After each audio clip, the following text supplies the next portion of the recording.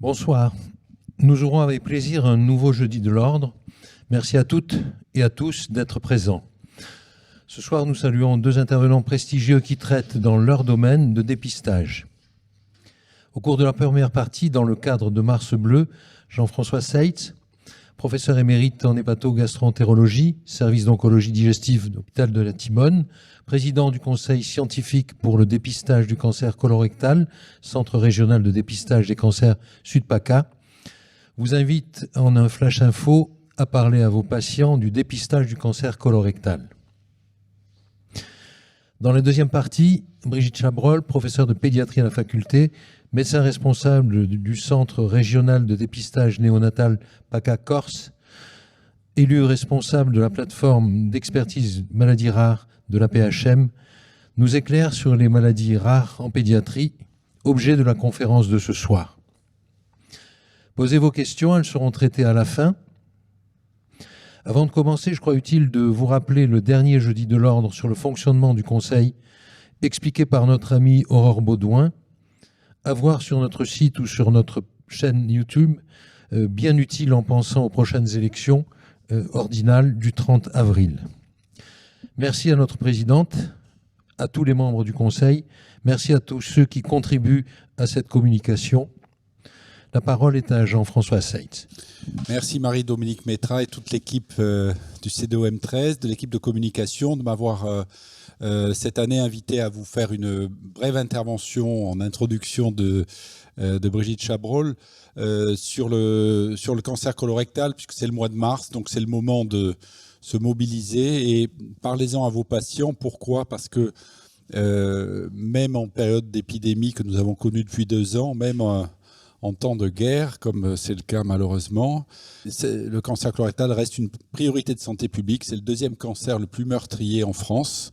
Il tue chaque année 9000 hommes, ce qui est accessoire, mais surtout 8000 femmes. Et c'est un décès toutes les demi-heures. Et la plupart de ces décès sont évitables. C'est pour ça, c'est le but de ce combat d'information. Alors, quelques idées reçues qu'il faut éviter, c'est le dépistage ne se résume pas à la coloscopie. La supériorité du test immunologique fécal, le FIT, sur l'ancien test hémoculte est encore trop mal connu du grand public, en tout cas. Et ce FIT, il détecte aussi et surtout les lésions précancéreuses, que sont les adénomes, les polypes adénomateux. C'est grâce à cette séquence adénome-cancer qui va prendre une dizaine d'années qu'on a le moyen d'éviter l'apparition du cancer colorectal grâce à l'exérèse endoscopique des polypes. Rappelons-nous, pour les plus jeunes d'entre nous, que dans les années 70, les accidents de la route tuaient autant que le cancer colorectal actuellement. On a pris toutes les mesures qui ont permis de faire dégringoler cette mortalité routière de près de 18 000 décès à moins de 3 000 actuellement. Et on pourrait faire à peu près la même chose en ce qui concerne le cancer colorectal. En effet, la stratégie, elle est très simple. À partir de 50 ans, les hommes et les femmes doivent faire un test immunologique fécal tous les 2 ans. Et si ce test est positif, bien sûr, il faut faire une coloscopie. Alors, cette stratégie s'adresse aux 80% de cancers du côlon sporadiques. Bien sûr, pour les 15% de cancers avec un environnement familial, des antécédents familiaux, ou pour les maladies génétiques, il y a des stratégies un petit peu plus agressives. Donc, bien sûr, si vous avez des antécédents personnels ou familiales d'adénome ou de cancer du côlon survenu avant 65 ans, si vous avez vous-même une maladie inflammatoire chronique de l'intestin, une ERCH ou un Crohn, là vous avez un risque qui est évalué au double du risque moyen et on vous conseille d'aller directement à la case coloscopie. Si vous appartenez à une famille de polypose adénomateuse familiale ou de syndrome de Lynch, HNPCC, bien entendu, là, c'est la coloscopie et même la chromocoloscopie qui est indiquée après qu'une consultation d'oncogénétique ait évalué quel membre de la fratrie est porteur de la mutation et donc développera la maladie. Alors, Pour 80% des assurés, il s'agit de faire un test très simple, planter un petit bâtonnet dans une selle. Tout ça est très bien expliqué dans l'enveloppe bleue. Et ce test est positif dans 4% des cas. Donc là, la coloscopie, qui malheureusement n'est pas faite par tout le monde, dans ces cas-là, il n'y a que 88% de coloscopies faites en pratique. Mais cette coloscopie va retrouver dans 50% des cas un adénome. 2/3 de ces adénomes sont des adénomes avancés qu'on a vu sur la diapo précédente, c'est-à-dire ces adénomes qui vont dégénérer du vivant du patient. Et puis, il y a 7 à 8% de cancers. Mais ces cancers sont dans 2/3 des cas des stades 0 ou 1, donc des cancers intramuqueux ou invasifs, mais au stade 1, qui sont généralement guéris par la polypectomie, par l'ablation du polype cancéreux, ou, si nécessaire, par une colectomie sous cellulio avec curage, qui sera curative quasiment dans 100% des cas, et sans traitement complémentaire. Je rappelle qu'en dehors du dépistage, il n'y a que 20% des cancers diagnostiqués devant des symptômes qui appartiennent au stade 0 ou 1. Et 25% des malades présentent des métastases viscérales, situation dans lesquelles la guérison n'est pas assurée, bien sûr, et en tout cas, elle nécessite un parcours de soins assez lourd. Donc voilà, vous voyez que le test sélectionne des assurés qui sont à haut risque d'avoir une néoplasie, le plus souvent bénigne, du côlon, qui sera faite au cours de la coloscopie. Alors, malgré ces performances, le test immunologique fécal reste sous-utilisé en France. Il détecte 2,5 fois plus de cancers que l'hémocculte. Il détecte près de 4 fois plus d'adénomes avancés que l'hémocculte. Il est plus simple puisqu'il y a un seul prélèvement de sel à faire. Avec l'hémocculte, il fallait tartiner des petites tablettes. Il fallait faire en tout 6 prélèvements sur 3 jours. Ce test est plus fiable avec une lecture automatisée. Et non seulement il fait baisser, comme l'hémocculte, la mortalité par cancer colorectal, mais dans les études avec une dizaine d'années de recul, on note une baisse de l'incidence qui est franche grâce à l'exérèse de tous ces adénomes avancés. Alors, malgré ces performances, le taux de participation en France reste faible. Il est autour d'un assuré sur 3. Ça avait été dit lors de l'annonce du plan décennal contre le cancer par Emmanuel Macron en février l'année dernière, il y a 1 an. Donc c'est une situation un peu inexplicable parce que vous voyez que chez nos voisins européens, aux Pays-Bas, 71% de participation, etc. En Finlande, 68%. Même les Italiens, 47%. Ils sont bien meilleurs que nous. Et vous voyez sur cette diapositive que pourtant, l'efficacité, elle dépend de la participation, puisque sur cette diapo d'un groupe californien, vous voyez que lorsque la participation en rouge a commencé à monter après 2006, où on a commencé à utiliser le FIT aux États-Unis, donc 10 ans avant nous, quand même 9 ans avant nous, eh bien, la participation est montée progressivement. Au final, actuellement, 83% des assurés de cette région sont couverts par un dépistage. C'est de dépistage multimodal, comme le disent les Américains. Soit vous avez fait une coloscopie dans les 10 ans. Il y a 33% des assurés. Soit vous avez fait un FIT. Là, c'est tous les ans qu'ils le font et pas tous les 2 ans. 48% d'assurés qui l'ont fait. Soit vous avez fait une coloscopie courte tous les 5 ans. 1% des assurés. Au total, 83% de couverture et une chute de la mortalité par cancer colorectal. Voilà ce qu'il faudrait qu'on arrive à obtenir. Alors, la pandémie, ça a été un gros problème, vous le savez, et pour le dépistage, vous voyez que lors du premier confinement, la Poste était à l'arrêt, les tests restaient dans les centres de tri. Au bout de 6 jours, ils sont plus analysables. Donc, le taux de non analysable est monté en flèche et on a arrêté les invitations. Bon, on les a rattrapés après sur le 2e semestre de l'année 2020. Les autres vagues ont eu beaucoup moins d'incidence sur le nombre de tests lus. Et je dirais même que ce qui est assez intéressant, c'est qu'on a eu une très mauvaise année qui a été 2019 parce qu'il y avait une pénurie de tests. Pendant 6 mois, on n'a plus eu de tests à cause, vous vous rappelez, de cet imbroglio juridique avec l'appel, le référé du laboratoire qui n'avait pas été choisi, etc. Donc ça a été un peu catastrophique. En 2020, en jaune, vous avez le nombre de tests lus en région PACA qui qui a rejoint le taux de 2018. Donc c'était une année, on est revenu à une année normale malgré la pandémie. Et 2021, on a augmenté de 16% le nombre de tests lus, ce qui fait qu'on vient d'avoir les chiffres par Santé publique France, les chiffres nationaux. On a nos chiffres en PACA. Vous voyez que par rapport à la période 2019-2020, qui était impactée par cette pénurie de tests en 2019, où en PACA, on était à moins de 25% de participation, on est passé maintenant à 31,5%. On a pris 7 points. Donc en 2021, malgré tous les problèmes, les assurés ont joué le jeu, les médecins aussi, et grâce à ça, on a augmenté la participation. On s'est un peu rapproché du taux national. Vous savez qu'on est à peu près 5% en dessous, parce que en fait, on est plus pauvre en région PACA et en Bouches-du-Rhône que la moyenne nationale. Vous voyez que le taux de pauvreté en Bouches-du-Rhône est de 15,6%. En PACA, il est de 15%.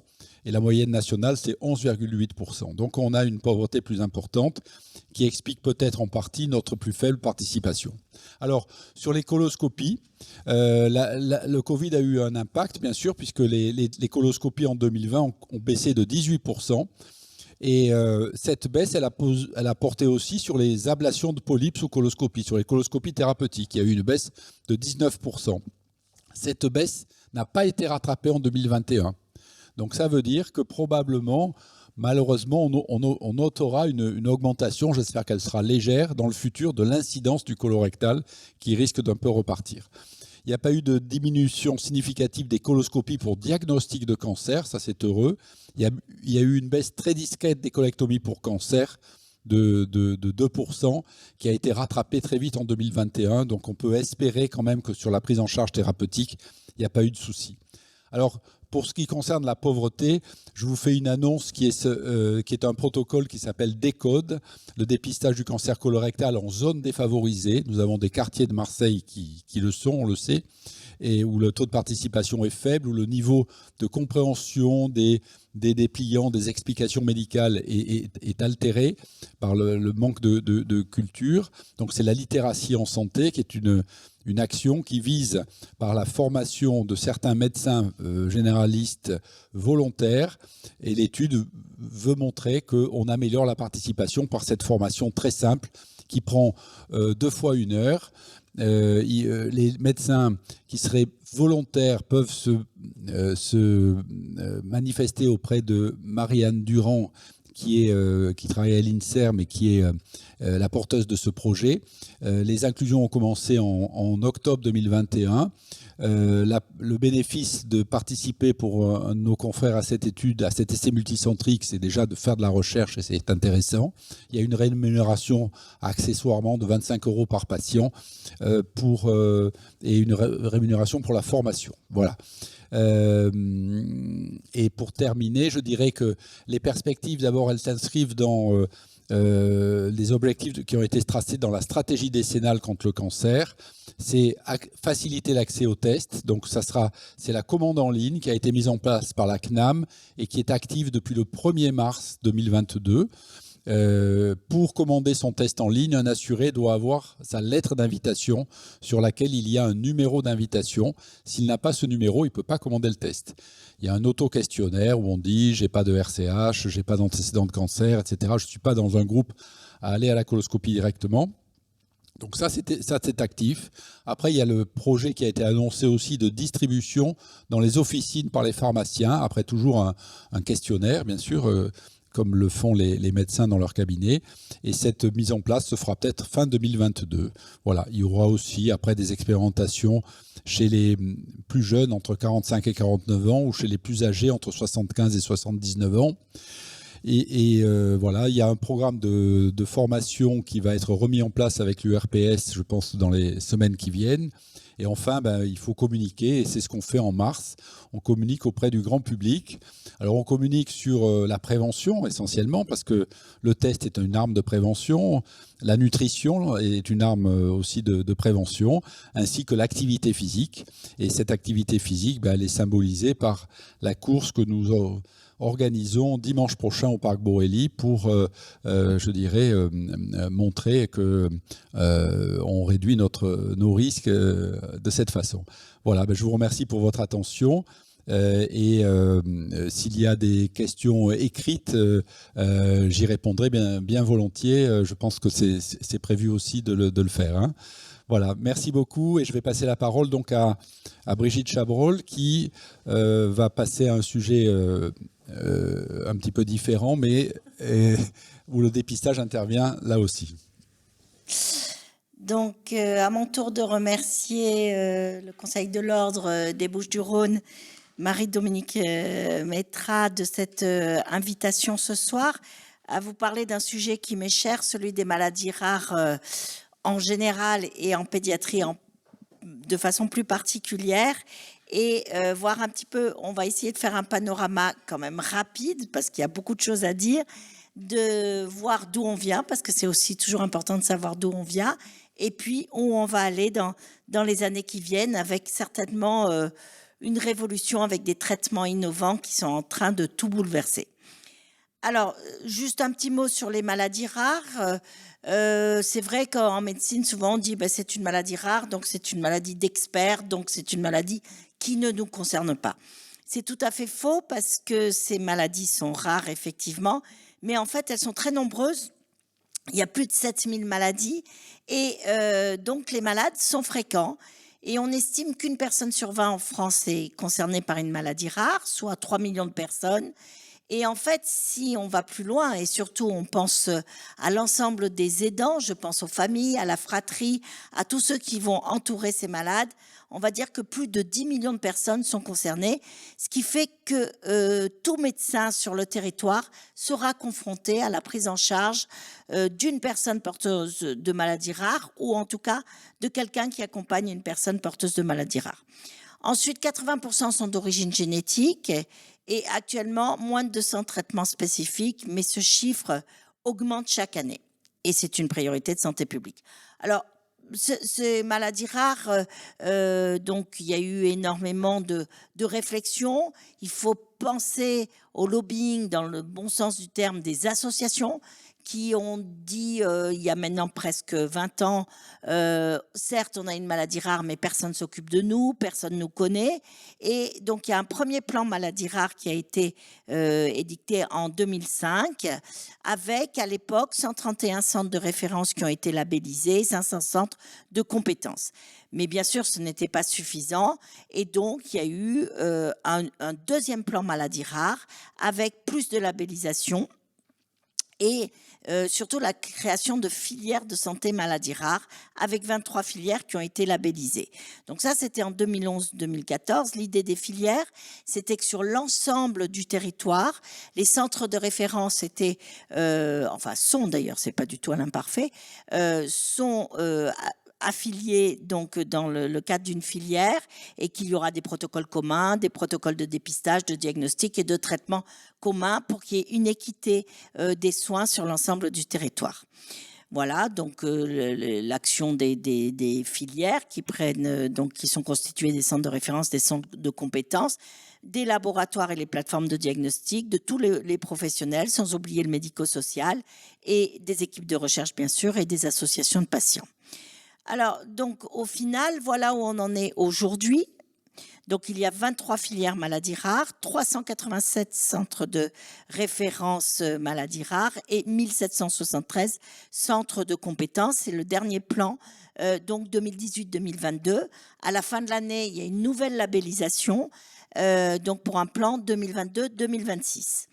Donc, vous voyez ici donc les filières qui ont été initialement labellisées donc sur la PHM, la filière des maladies héréditaires du métabolisme pendant 4 ans, qui est actuellement reprise par l'hôpital Necker, et la filière Philnomus, qui a été portée par le professeur Pouget, qui est actuellement portée par le professeur Attarian. Puis les centres de compétences, et ici vous voyez, donc moi je suis centre de compétences, de référence coordonnateur, et vous voyez qu'il y a différents centres qui dépendent donc de ce centre de coordination et qui sont répartis sur l'ensemble du territoire. Et ça, c'est vraiment un point extrêmement important, puisque grâce à cette finalement cette répartition sur le territoire, on va tous travailler de la même façon. Et je pense qu'en 15 ans, c'est vraiment ce qu'on peut dire, c'est cette cohérence dans notre façon de travailler, dans les prises en charge, dans les diagnostics, ce qui fait qu'un patient, les patients sont de plus en plus mobiles, va pouvoir retrouver aussi un centre de référence ou de compétences correspondant à la maladie rare qu'il présente.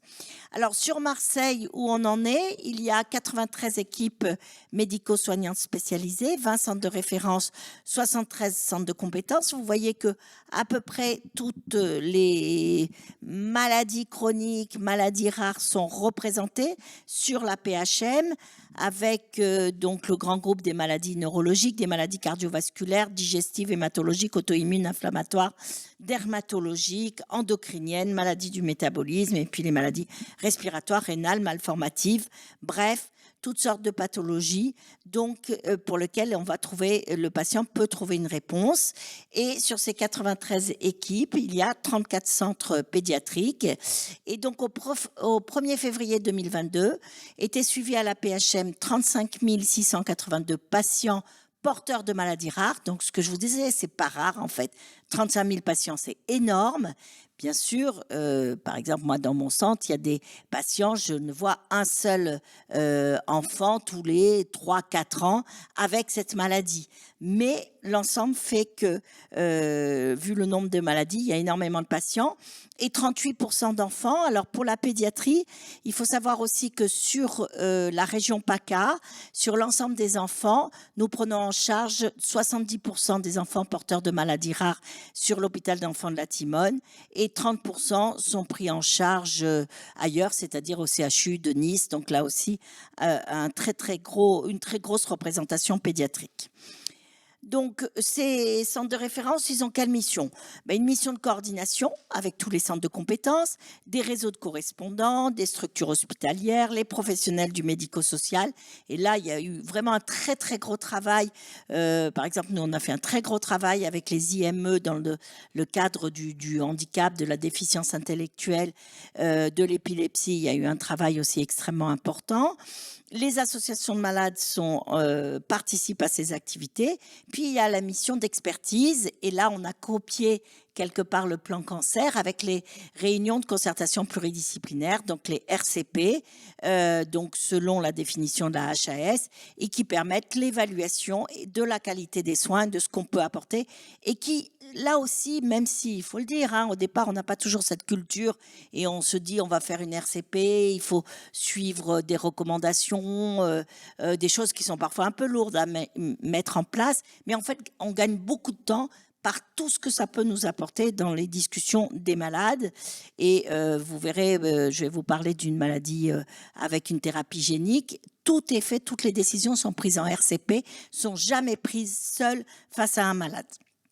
Donc ça, c'est extrêmement important.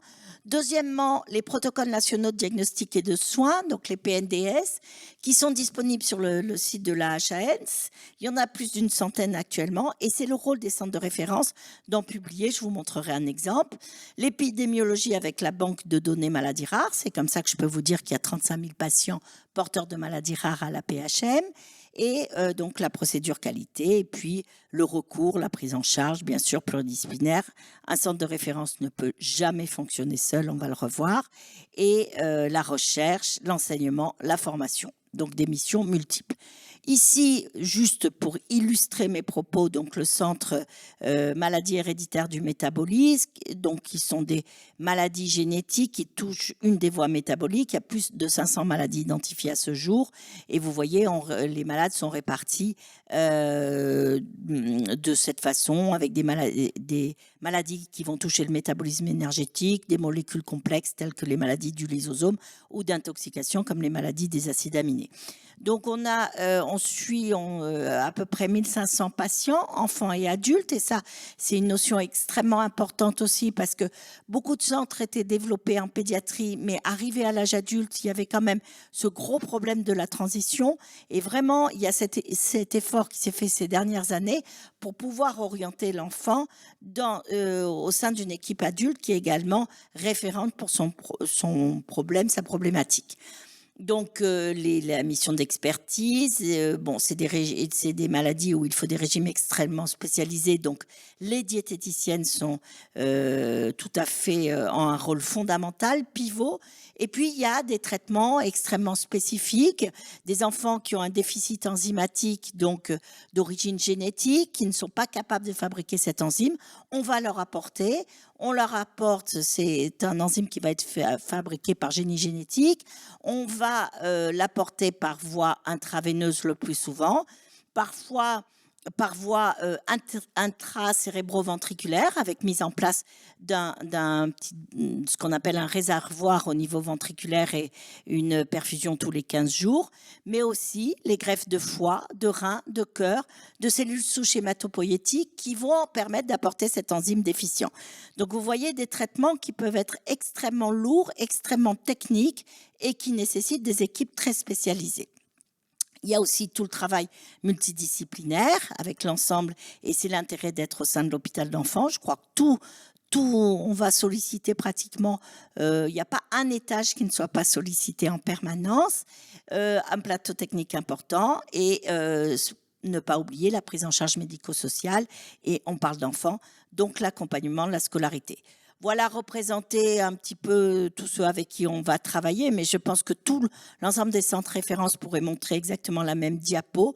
Donc vous voyez, toutes les spécialités, toutes les surspécialités pédiatriques vont être représentées, avec aussi, vous le voyez, entre centres de référence, on peut avoir des liens extrêmement étroits.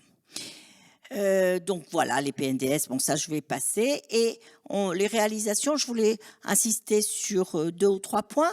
Premièrement, donc ces fameux PNDS, et ça je crois que c'est le message à faire passer, c'est lorsque un patient se présente en disant j'ai une maladie rare, personne ne connaît, il faut se mettre sur le site de la HAS. En général, lors de l'annonce du diagnostic, on envoie le PNDS au médecin traitant, au médecin référent de l'enfant pour que ce médecin traitant ait toutes les informations.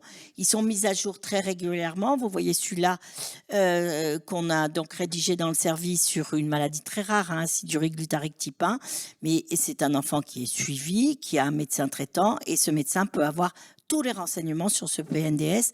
Ils sont tous en ligne et d'ouverture libre. Ici, vous avez donc, pour parler aussi un petit peu de ce qui évolue, j'allais dire ça, c'est la médecine telle que je l'ai commencé, moi, il y a plus de 30 ans, donc un enfant qui avait un trouble du neurodéveloppement, un handicap, on se demandait, c'était une cause centrale, périphérique, est-ce que c'est le cerveau, est-ce que c'est le nerf, c'est le muscle, et puis le traitement était pratiquement toujours symptomatique et on n'arrivait pas à avoir de traitement spécifique. 30 ans plus tard, voilà où on est. Vous voyez tout ce qui est entouré de vert, c'est des traitements spécifiques qui apparaissent, et sans être une optimiste inconditionnelle, je pense que dans 10 ans, toutes les parties, tous les noms rouges, peut-être les anomalies génétiques, ça va être plus compliqué, les malformations cérébrales aussi, mais en tout cas, on pourra mettre de plus en plus de vert et traiter de façon efficiente ces enfants. Et je vais donc soit, je vous l'ai déjà dit, par des enzymes, soit par des molécules très complexes, qu'on appelle des molécules chaperones, qui permettent de prendre l'enzyme et l'apporter dans la bonne cellule, au bon endroit, soit par de la thérapie génique, et ça, c'est des choses qu'on fait maintenant depuis plus d'1 an. Le seul message à retenir de ce schéma, qui vous montre que ça y est, la neurologie pédiatrique et les enfants porteurs de maladies neurologiques rares, ce n'est plus une attitude entre guillemets, qu'on aurait pu dire attentiste ou en tout cas palliative, c'est vraiment une attitude curative, mais ce traitement curatif ne peut fonctionner que s'il est mis en place très tôt et très précocement, et donc on reverra le problème du dépistage. Il faut vraiment, dès qu'il y a un doute, transférer cet enfant le plus rapidement possible. On voit des enfants arriver encore trop tard, et c'est une perte de chance pour eux quand on met en place un traitement aussi spécifique qu'une thérapie génique, mais 2, 3, 4 mois plus tard pour un petit nourrisson, c'est déjà trop tard. Alors, l'exemple de la myotrophie spinale infantile, vous avez dû en entendre parler, ça a été extrêmement médiatisé, il y a eu le Téléthon, et c'est vraiment le modèle qu'on aimerait avoir pour toutes les maladies. Avant 2017, annoncer à des parents qui ont leur petit enfant très hypotonique, il a une amyotrophie spinale type 1, c'est annoncé un décès dans les 2 ans qui suivent avec des soins uniquement palliatifs. Depuis 2017, on a des molécules et ces enfants ont une vie totalement transformée. Alors, ils ne sont pas guéris pour autant, ils ont besoin de soins parfois lourds, mais ces enfants vivent, sont avec nous et il faut les accompagner et il faut que l'ensemble des soignants soient au courant de ces évolutions pour les envoyer très tôt dès qu'il y a une suspicion. Premièrement, qu'on puisse les traiter et puis qu'on les accompagne tous ensemble. Alors, les innovations thérapeutiques, donc dans les maladies rares de l'enfant, c'est un vrai enjeu éthique.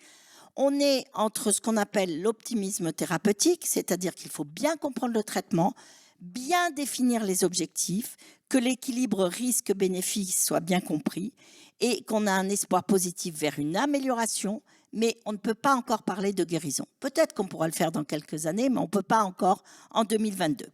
Et il faut opposer ça à une attitude qu'on appelle d'optimisme irréaliste ou utopiste, avec des attentes totalement disproportionnées, des risques extrêmement mal évalués des traitements, et le traitement vu comme une panacée qui entraîne des faux espoirs, et avec des patients, mais parfois des soignants aussi, en attente de miracles. Et c'est pas en médecine qu'on trouvera des miracles, mais par contre des progrès qui peuvent être spectaculaires.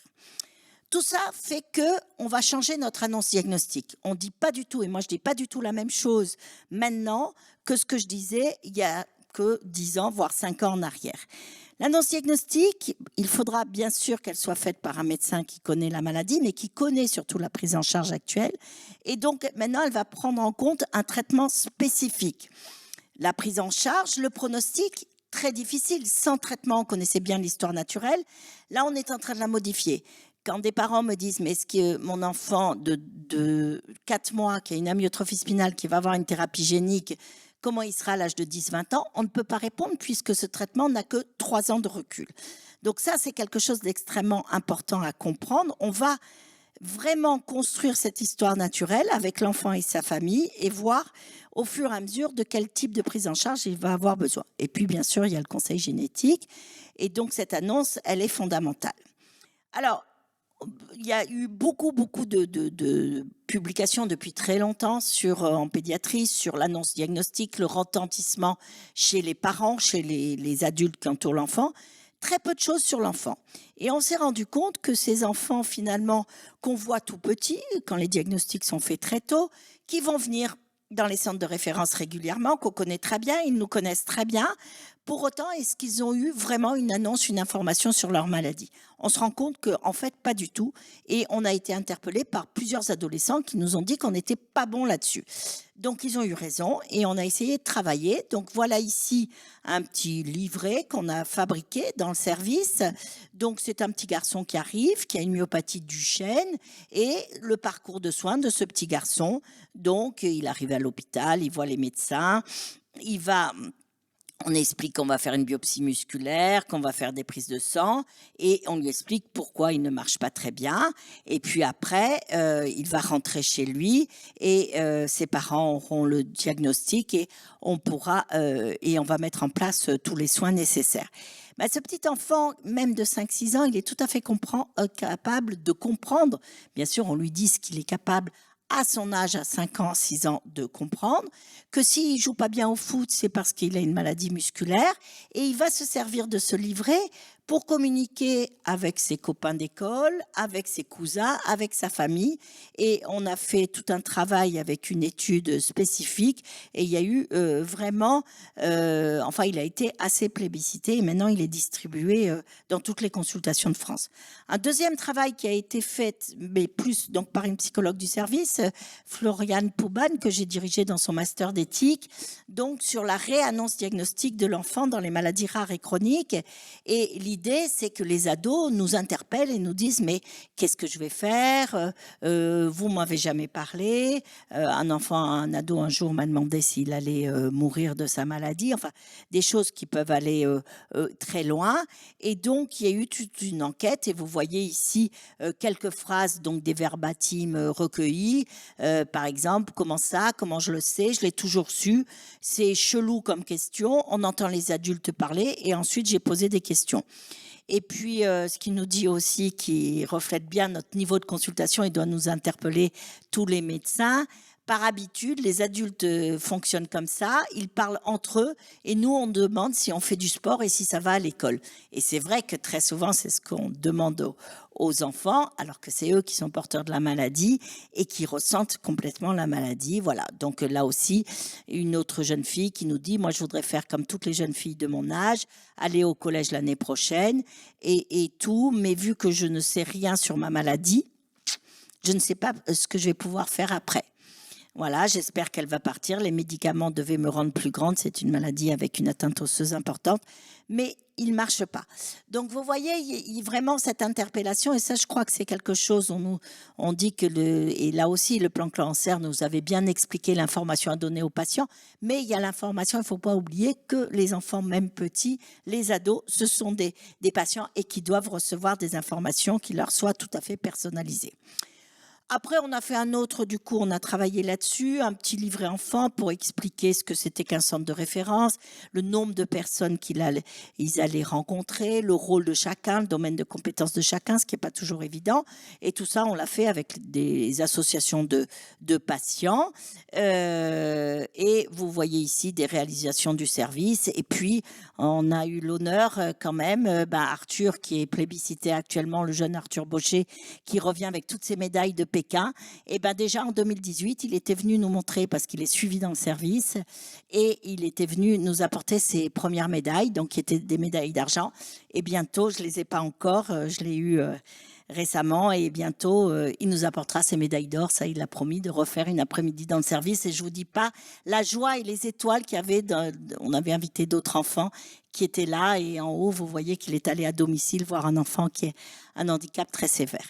Voilà, sinon c'est d'autres choses. Donc je vous ai dit que c'était des régimes avec des maladies avec des régimes très spécifiques. Donc là, vous voyez la cuisine thérapeutique qu'on a à l'hôpital, où on va faire de l'éducation thérapeutique. Il ne faut pas l'oublier, ça, puisque leur traitement, c'est un régime, et c'est les parents, les mères comme les pères, qui viennent apprendre à faire de tout ça. Et vous voyez qu'ils nous apprennent aussi beaucoup. Vous voyez, là, c'était un goûter de Noël avec des petits gâteaux, des gâteaux arabes, et qui ont été tous faits sans protéines et avec des produits très spécifiques, et c'était très bon. Et puis ici, c'était l'anniversaire d'une petite fille. On lui avait fait un gâteau aussi très spécifique. Et là, ils m'ont forcé à boire le milkshake à la framboise sans protéines. C'était un petit peu particulier, mais je l'ai bu et voilà, c'était très sympa. Voilà, une équipe, c'est bien sûr, c'est pas un médecin seul, c'est pas un service seul, c'est une équipe pluridisciplinaire. On est très nombreux. C'est vrai, mais c'est indispensable si on veut couvrir tous les besoins et pouvoir répondre aussi. Donc, il faut jamais oublier les psychologues, assistantes sociales, secrétaires, infirmières de coordination. On parle beaucoup actuellement des infirmières de pratique avancée de coordination. Je peux vous dire que c'est indispensable. Un médecin seul, c'est pas un couteau suisse, il peut pas tout faire. Donc là, ce qui est important, c'est de pouvoir avoir une équipe et travailler tous en équipe, et c'est comme ça qu'on peut avancer. Alors, pour dire que le monde de la pédiatrie, c'est un petit peu, pour un enfant qui a une maladie chronique, c'est à peu près, on va dire, même si c'est galère, l'école, le projet personnalisé de scolarisation, la MDPH et compagnie, même la prise en charge médicale, c'est pas toujours évident. Mais alors, quand ils arrivent dans le monde des adultes, là, on devient un peu plus dans le labyrinthe, et c'est difficile. C'est difficile pour l'enfant, le jeune adulte, la famille. C'est vrai qu'on a des liens souvent important, hein, ça fait plus de 20 ans qu'on s'occupe de ces patients, entre 18 et 20 ans. Ils vont passer dans les services adultes, mais de plus en plus, là aussi, grande évolution et avec une organisation qui se fait et des correspondants à l'âge adulte, enfin des services adultes qui sont très importantes. Et dernière nouveauté, c'est l'appart, donc un espace de transition qui est pour tous les enfants. Il y a à peu près 400 ados qui sont concernés par an, donc tous les ados de plus de 14 ans qui ont des problèmes médicaux ou chirurgicaux et qui viendront dans cet espace, seront reçus dans cet espace. Ben, vous voyez qu'Arthur était venu le visiter, il était ravi. Donc dans cet espace très particulier où on peut consulter avec les médecins d'adultes et passer, j'allais dire, le flambeau. Alors tout ça, donc on va dire que c'est un peu le parcours de soins tel qu'il peut se dessiner actuellement pour un enfant porteur de maladies rares. Mais j'allais dire là, c'est ce qui se dessine actuellement avec des enfants dont le diagnostic est fait, soit en période anténatale, soit en période néonatale très précoce, soit un peu plus tard dans la vie, mais sur des signes cliniques. Le dépistage, c'est autre chose. Donc le dépistage, c'est quelque chose, c'est un enfant qui va bien, par définition, on n'a pas de signe clinique, et pourtant il est porteur d'une maladie rare, d'une maladie grave, d'une maladie qui peut entraîner un handicap, qui peut entraîner le décès. Alors cette année, c'est les 50 ans du dépistage. Donc ce qu'on peut dire, c'est qu'en France, depuis 1972, 35 millions de nouveau-nés ont bénéficié d'un ou plusieurs dépistages. Et à peu près, les chiffres ne sont pas tout à fait, je pense qu'on peut dire maintenant, 25 000 enfants malades ont été repérés et traités, soit un enfant sur 1300. Ce qui veut dire qu'on a évité 25 000 maladies graves, handicaps ou même décès, puisque certaines amènent à un décès très précoce. Alors la première des maladies, c'est la phénylcétonurie, c'est ce fameux test de Guthrie, on ne va pas revenir là-dessus, mais qui a été vraiment Guthrie, Robert Guthrie est un homme absolument génial, qui a été le premier à repérer que si on prenait en charge ces enfants très très tôt, ils n'auraient plus ni retard mental, ni autisme, ni épilepsie. Et actuellement, donc on est 50 ans plus tard, il y a des hommes et des femmes phénylcétonuriques, voire même des grands-parents phénylcétonuriques et qui vont parfaitement bien. Donc vraiment, ça montre justement l'efficacité de ce dépistage. Alors d'autres maladies, après, vous voyez le calendrier, jusqu'à la petite dernière, en 2021, le déficit en M4, ce qui fait qu'on a 6 maladies qui peuvent être dépistées au niveau biologique et le dépistage de la surdité également. Très rapidement pour dire que actuellement, donc depuis 2018, il y a un centre de coordination de dépistage et vous le voyez donc réparti ici. Bon, ça passe pas la flèche, mais peu importe. Vous voyez qu'il y a 17 centres de régionaux de dépistage néonatal, dont un qui est sur la Timone et on reçoit à peu près, alors ça a un peu baissé la natalité les 2 dernières années, mais on est à peu près à 68 000 cartons par an. C'est toute la région PACA, la région Corse et également il y a Monaco, Wallis et Futuna, mais ça il n'y a pas beaucoup d'enfants et on s'est fait piquer la Polynésie par les Parisiens. Voilà, mais donc on essaye de travailler au mieux. Le circuit du carton tout bébé, donc qui naît, on va proposer à 3 jours et en fait avec le Covid, on a vu, puisque vous savez que les sorties de maternité ont été plus précoces et on a vu que finalement 48 heures c'était possible, ça nous a pris beaucoup de choses quand même le Covid, donc on va faire ce petite marque au talon, on le met sur ce carton, le carton est envoyé, il est traité, on a les résultats en 7 jours et le diagnostic en 10 jours en moyenne, par exemple dans la phénylcétonurie. Donc en 2020, on peut dire qu'en France, on a dépisté 98 phénylcétonuries, 37 hyperplasies des surrénales, 557 drépanocytoses, 292 hypothyroïdies congénitales et 122 mucoviscidoses. Donc c'est vraiment en termes de santé publique, je pense que c'est l'un des meilleurs plans qui a été fait. Et comme toujours, ce qui marche, on n'en parle pas. Mais c'est quelque chose d'absolument formidable et il faut se battre, bien sûr, pour que ça continue. Et vous allez le voir, non seulement ça va continuer, mais ça va augmenter. Fin 2022, début 2023, 7 maladies supplémentaires. Toujours pareil, des maladies héréditaires du métabolisme où un régime va permettre de transformer la vie de l'enfant et éviter un handicap lourd. Une autre maladie qui devrait être mise en place très rapidement, c'est le déficit immunitaire combiné sévère, les bébés bulles. Donc, dépistage porté par Alain Fischer et qui est une action aussi absolument remarquable. Et puis, il va y avoir d'autres choses. Et ça, je voulais juste m'arrêter 2 minutes. Je crois qu'il me reste encore quelques minutes. Ce dépistage néonatal, jusqu'à présent, dans les textes de loi, il s'est défini, bien sûr, c'est au journal officiel et défini par la loi. Jusqu'à présent, c'était uniquement des examens de biologie médicale, donc biochimie des examens de biochimie ou des examens de l'hémoglobine.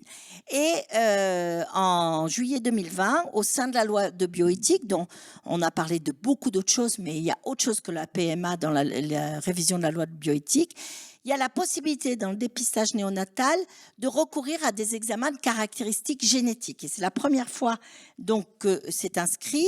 La France était un petit peu en retard pour tout ça. C'est fait, par exemple en Belgique, c'est fait depuis plus longtemps.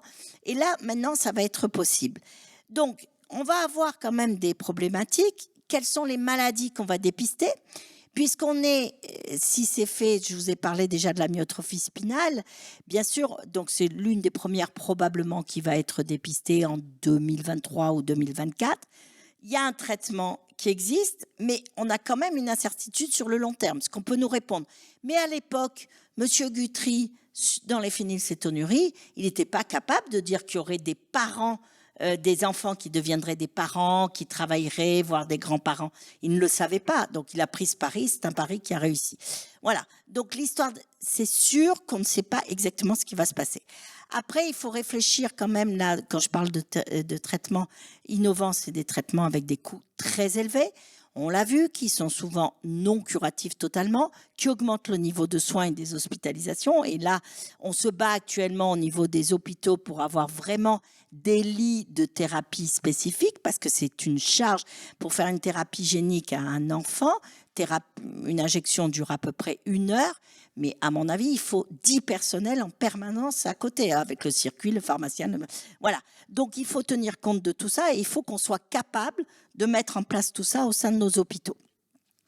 Quand je dis coût très élevé, une thérapie génique pour une amyotrophie spinale, c'est 2 millions d'euros par enfant, mais d'autres thérapies, c'est 500 000 euros par an et vont se faire à vie. Donc, vous voyez, là, on est vraiment dans des coûts extrêmement, extrêmement élevés.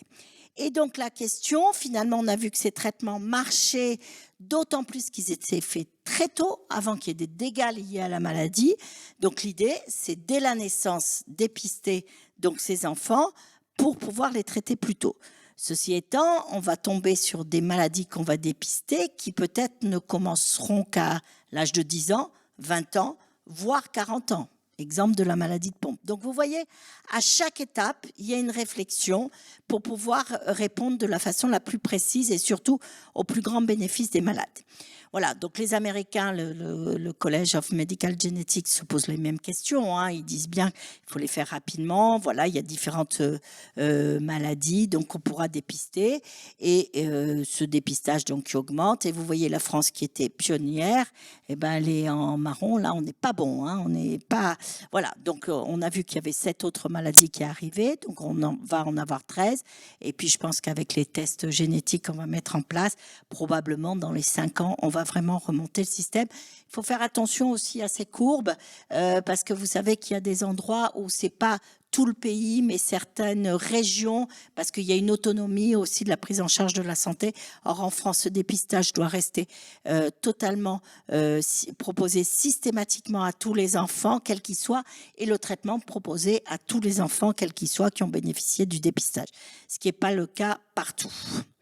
Pour terminer, juste un petit mot sur la dernière réalisation à la PHM, donc la plateforme d'expertise maladies rares, donc qui a été labellisée en 2019, qui permet d'avoir une structure transversale entre les différents centres, donc qui permet des actions de communication, qui favorise les actions transversales, qui permet aussi de travailler sur ce qu'on appelle l'errance diagnostique, voire répondre à certains appels à projets, travailler avec l'incrémentation de registres et puis également voir au niveau de l'international. Je n'ai pas parlé des réseaux européens, mais qui sont bien sûr extrêmement importants.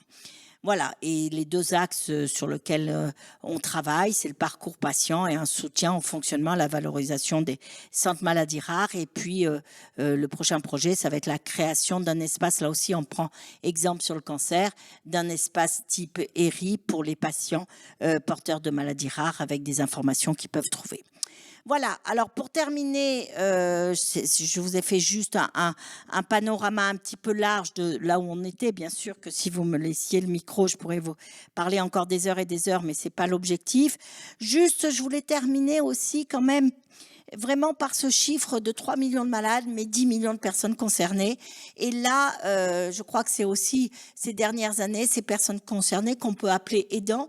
Les aidants, c'est pas uniquement pour les personnes âgées, c'est également pour les familles où il y a quelqu'un porteur d'une maladie chronique, d'un handicap. Et chez les enfants, parfois les aidants sont les parents, et bien reconnaître le statut d'aidant. Et il me semble que c'est extrêmement important que l'ensemble des médecins qui connaissent bien la famille, qui connaissent bien le domicile, soient au courant de tout ce qu'on peut proposer actuellement. Et en particulier, donc, il y a des fiches repères qui ont été éditées en février 2022, toutes les aides possibles, parce qu'il en existe. Et souvent, les patients nous disent on fait rien pour moi, il y a rien qui existe. Et en fait, il y a des choses, mais il faut savoir les proposer, le relais, le soutien à domicile, les vacances. De plus en plus, nous, on propose des séjours de répit. On travaille avec des SSR qui vont prendre en charge les enfants. Pendant, j'ai vu une famille la semaine dernière qui a un enfant qui a une maladie particulièrement sévère. Il va passer 10 jours au SSR et pendant ce temps, ils amènent les 2 autres enfants en vacances scolaires, au ski, comme tous les autres enfants. Donc ça, je crois que c'est des choses extrêmement importantes. Ne pas oublier non plus tous les aidants auprès de ces enfants et de ces adultes porteurs de maladies rares. Merci beaucoup pour votre attention et je suis prête à répondre à toutes les questions que vous voulez. Merci beaucoup pour ces exposés brillants, clairs et complets. Il n'y a pas de questions ce soir en direct. Peut-être bien parce que l'exposé a été tellement clair, tellement passionné, qu'on va devoir en rester là et parler entre nous. Bon, écoutez, il n'y a pas de problème. Vous vous demandez de revenir. Pas de Merci problème. beaucoup. Je vous en prie.